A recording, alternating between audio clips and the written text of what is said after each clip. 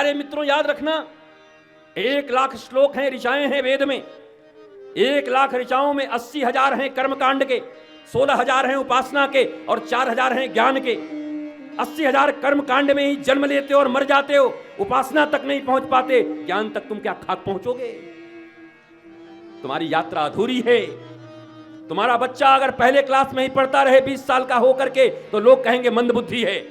पहले क्लास में ही पढ़ता है बेचारा, पढ़ नहीं पा रहा, मंद बुद्धि है, पागल है।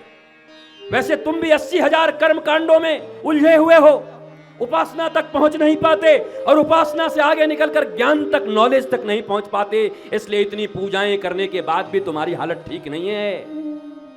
इतना शिव जी के ऊपर जल चढ़ाने के बाद भी तुम्हारे घरों में क्लेश हैं, तुम्हारे शरीर में रोग है, तुम्हें तकलीफ है, पैसों की कमी है, नौकरी नहीं लगती, बच्चों की शादी नहीं हो रही, तुम हैरान हो, परेशान हो, दुखी हो। क्यों?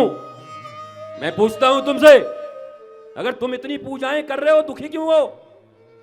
तुम इतने भगवान के मंदिर जा रहे हो, दुखी क्यों हो?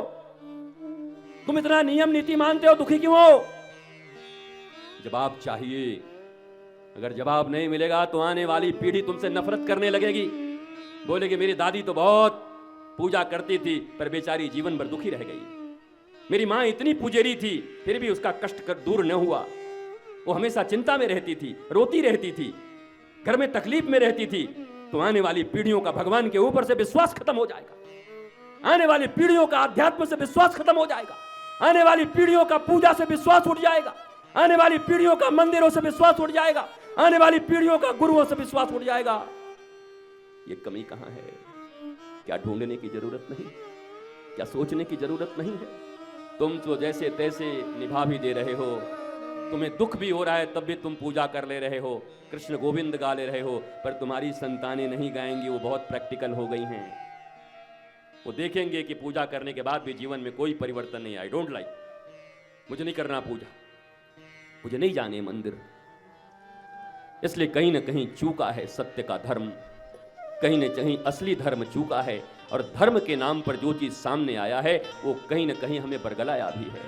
अभी 7 दिन है मेरे पास, एक एक सूत्र खोलूंगा, एक एक रहस्य खोलूंगा, एक एक पत्ता गोभी, जैसे बंदा गोभी होता है ना, बंदे गोभी के एक पत्ते को हटा दो, दूसरे को हटा दो, तीसरे को हटा दो, हम सोचते हैं नीचे से कोई फल निकलेगा, अंत में भी पत्ता ही निकलता है।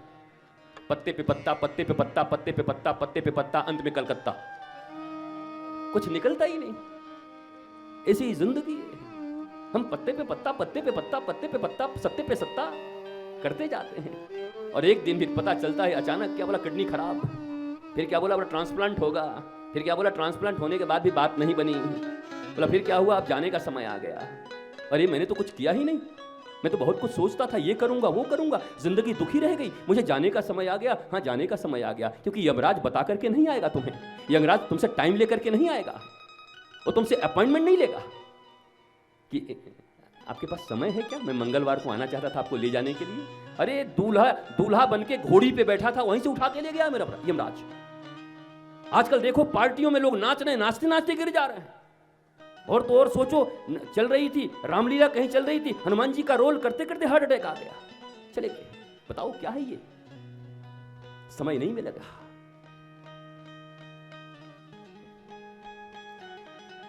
एक पल का खबर नहीं है अगले पल क्या होगा, और तुम इतने दुखी हो। श्रीमद् भागवत का पूर्ण कथा और पूर्ण ज्ञान तुम्हारे जीवन में चेतना ले आएगा, तुम मस्ती में रहना सीख जाओगे।